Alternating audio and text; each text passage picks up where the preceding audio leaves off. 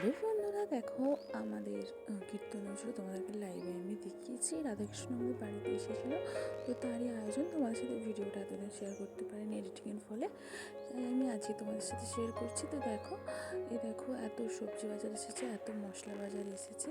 তো দেখো অনেক দাদাভাইরা ফুলকপি কেটেও নিয়েছে। তো এইগুলো আমি বাড়িতে চলে এসেছি। তো এখানে ঠাকুর বসবে, তার জন্য একটু ফুল টুল দিয়ে একটু সাজানো হচ্ছে।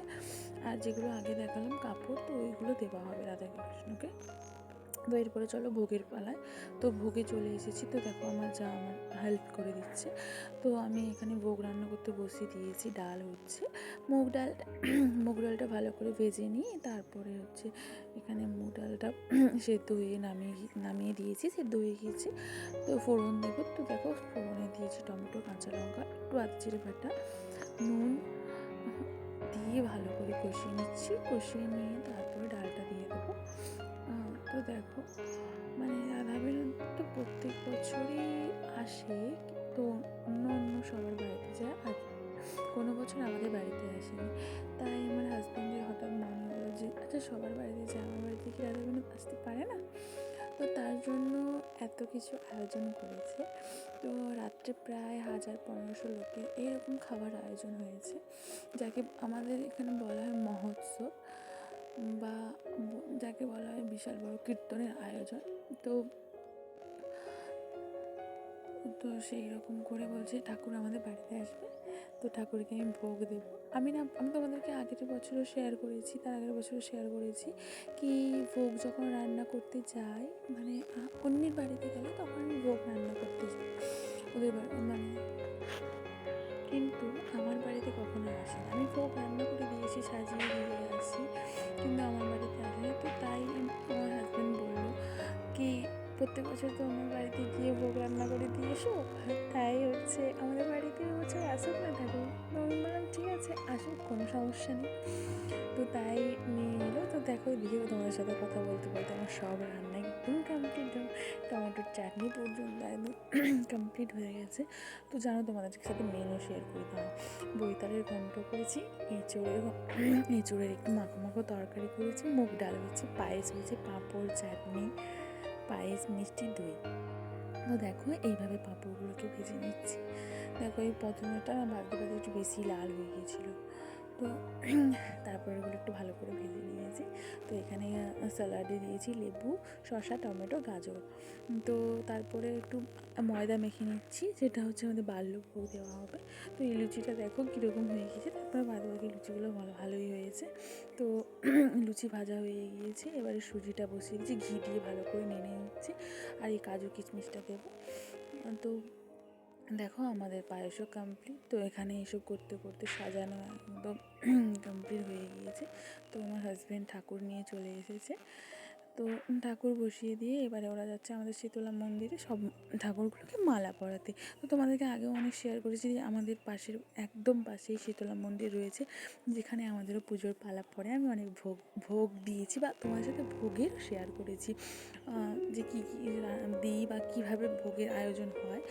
তো সেসব করতে করতে দেখো চলে এলাম আবার সেই আমাদের দাদা বিনোদের কাছে। তো আমার শাশুড়ি মা, যেহেতু উনি সবার থেকে মানে বড় আমাদের বাড়ির গার্জেন, তো সেই জন্য হ্যাঁ তোমরা এটাও বলতে পারো তোমার শ্বশুর কেন বসলো না। তো সবাই, শ্বশুরকেও আমরা মানি সেটা না, কিন্তু সবাই মিলে বললো যে শাশুড়ি বসবে। তো শ্বশুর মশাই ঠিক আছে শাশুড়ি বসুক, সেই তো সব সামলায়। তো তার কারণে শাশুড়ি মা সংকল্প করতে বসলো। তো এখানে দেখো কীর্তন হচ্ছে, এটা বড় কীর্তনের দল, 3টে কীর্তনের দল হয়, ছোট, মেজো, আর হচ্ছে এটা বড় কীর্তনের দল। দাদা এত ব্যস্ত ভোগের জন্য, এত কিছু রান্নার ছিল, তো তাই বেরোতে পারিনি। তো দেখো আমার শাশুড়ি মায়ের সংকল্প প্রায় করা কমপ্লিট হয়ে গেল। তো তোমাদেরকে দাঁড়াও, সেখানে মেন বড় মানে বিশাল আয়োজনে রান্না হচ্ছে, তোমাদেরকে সেখানেও নিয়ে যাব। তো এখানে যতক্ষণ আমি ভোগটা ছেড়ে বেরোতে পারছি ততক্ষণ তো মানে দেখো ভোগ সাজিয়ে দিয়ে দিয়েছি। তো ভোগ সাজিয়ে যতটা সম্ভব সুন্দর সাজিয়ে দেওয়ার চেষ্টা করছি। তো তোমরাও দেখো তোমাদের কীরকম লাগবে দেখে। তো মানে প্রথম ভোগ রান্না করতাম জানো তো, আমার একটা ভয় লাগতো।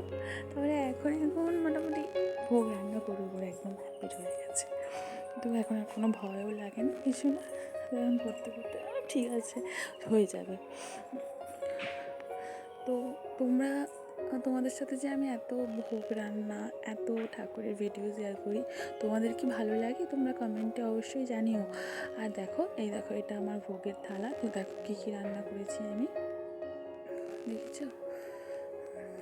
অবশ্যই জানিও যে ভোগের রান্নাটা বা ভোগের থালাটা যে আমি সাজিয়েছি কী সুন্দর লেগেছে বা কী কতটা তোমাদের ভালো লেগেছে, সেটা তোমরা অবশ্যই জানিও। তো চলো এসব করতে করতে যেখানে মেন রান্না হচ্ছে সেখানে নিয়ে চলে এলাম। তো এই দেখো, এখানে হচ্ছে তোমার আলু কষা হয়ে গেছে। এটা হচ্ছে তোমার, এগুলো অনেক কিছু রান্না হয়ে গিয়েছে, তো সেগুলো খুলে দেখালাম না। তো দেখো এখানে এখনও দাদাভাইরা জল বইছে, কিন্তু সবই আমাদের পাড়া প্রতিবেশী, এমন কি না, তবে সবাই ব্রাহ্মণ, এমন কি না যে মানে কাজে লাগবে না। তো আমাদের এখনও এই পাড়াটাতে এইরকম রয়েছে যে কারো যদি বিপদ বা কারো কিছু কাজ হয়, সবাই মিলেমিশে করে দিই আমরা। তো আমার এটা খুব ভালো লাগে এখানে। তো দেখো, এই আমাদের রাধাকৃষ্ণ, ওনারা বসে বসে কীর্তন দেখছে। তো ওনাদেরকে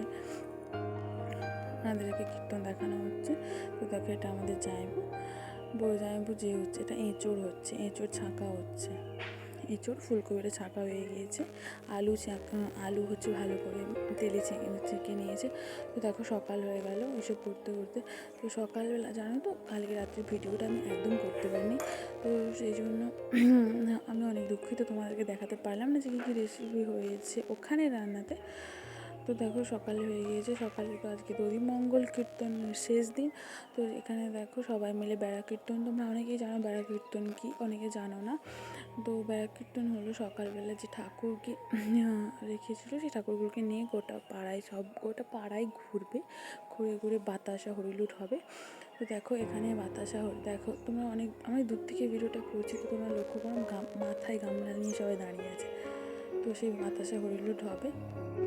আর এই দেখো দধিমঙ্গলের হাঁড়ি নিয়ে বই পড়েছে। দধিমঙ্গলের হাঁড়ির ভেতরে রয়েছে দই, ঘি, ক্ষীর, এই জাতীয় কিছু। তো সেগুলো নিয়ে এখন এই ঘোরা হবে, মানে মন্দির পরিক্রমা হবে। মন্দির পরিক্রমা শেষ হওয়ার পরে তারপরে ওই যে দধিটা হাতে করে করে সবাইকে দেওয়া হবে, যেমন পঞ্চমী দেওয়া হয় সেম। তো সেই রকমভাবেই দিয়ে সবাইকে দেওয়া হবে। তো এখানে একটাই আছে, যখন মাটির হাঁড়িটা যখন ভাঙা হবে, ওখানে কী করে জল দেওয়া হয় প্রচুর পরিমাণে। তো জলের ওপরে সবাই না মানে শুয়ে, মানে যাকে বলে গড়ায়, মানে ওটা নাকি ভালো। তো বাপের বাড়িতে যখন আমার হতো এইরকম, তো আমরা খুব মজা করতাম। যতই হোক এটা শ্বশুরবাড়ি, অতটাও তো মজা করি না, কিন্তু সেইভাবে পারি না। যাই হোক, কিন্তু এই দেখো সবাই নাচছে করছে। কিন্তু ওখানে যেহেতু আমরা নাচতে পারি না, নাচি না তেমন না, কিন্তু তোমাদেরকে আগের বছর আমি শেয়ার করেছিলাম কালী পুজো হয়, তো ওখানে ওই দিনে খুব মজা করে, রাত্রে তো হয়, দিনের বেলা তো নাচা সম্ভব না, তাই না? তো দেখো এসব করতে করতে দেখো সবাই চলে এসেছি আমরা ভোগের থালা নিয়ে, মানে মহোৎসবে যে রান্না হয়েছিল, এটা আমাদের আয়োজন না, কালকের আয়োজনটা আমি তোমাদেরকে দেখাতে পারিনি। রান্না হচ্ছিলো এইটুকু মাত্র ভিডিও করেছি। তো দেখো ওদের করেছিল ডাল, বইতালের ঘন্ট হয়েছিল, আলু ভাজা, আর দিয়েছিল এঁচোড়, শুক্তো, এরকম টাইপের রেসিপি। তো আজকের মতো ভিডিওটা এইটুকুই। টাটা, ভালো লাগলে